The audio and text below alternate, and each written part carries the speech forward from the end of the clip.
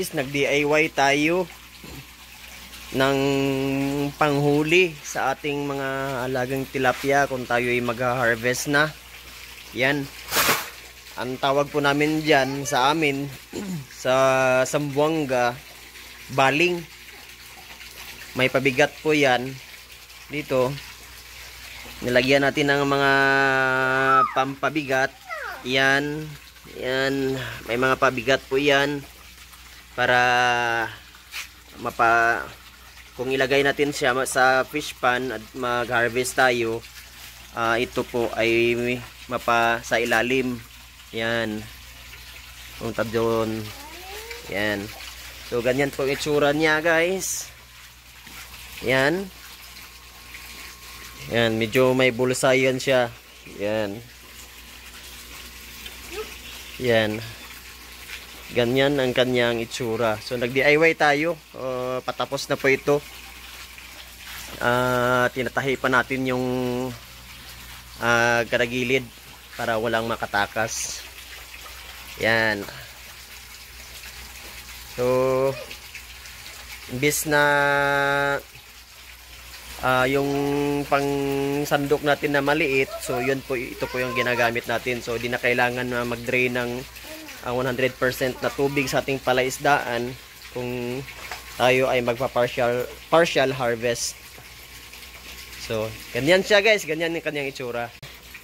Ito po yung gamit nating pantahi. Nasa 25 pesos lang po yung ganito. Ang tawag namin dito sikuhan, or sa English sower. O yung pantahi.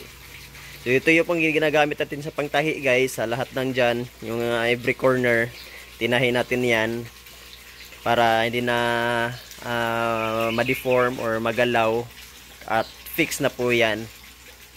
Yan. So salamat guys. I hope nga may natutunan kayo. At saka yung mga malapit lang po sa akin, taga San Felipe, Tantangan po ako, South Cotabato. Kung gusto nyo magpagawa, just message me and pag-usapan natin. Yan.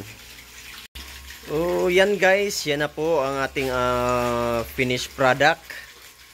Yan, ang gamit po natin, PVC. Kasi yan po ang available natin at hindi na tayo bumili ng kahoy. Yan. Okay, so guys, dito tinatahi po natin yan. Yan, tinatahi natin. At the same time, yung sa baba, mayroon po yung tingga. Ang tawag namin dito, tingga. So, mga pabigat po yan. Para pag mag-harvest tayo ay mapapailalim po ito siya kasi mabigat. Yan. Yun, may mga 2.5 meter po yung lalim ng bulsa natin. Yan. Yan po yung tsura niya guys. May bulsa po yan. Yung sa gitna, pwede pa yan mahila. Ganun. May bulsa po yan. Mga nasa 1.5 meter po. Or I think pag may stretch po yan na nasa 2 meters na yan ang haba sa bulsa. So yan guys. So hindi na natin kailangan mag-drain ng ating palaisdaan kung magpa-partial harvest po tayo. So yun yung gamit natin kasi sa dati po tayong mangingisda. Pwede pa lang, akala ko tapos na ang buhay mangingisda. Ito pa pala, may marunong pala akong gumawa ng ganito.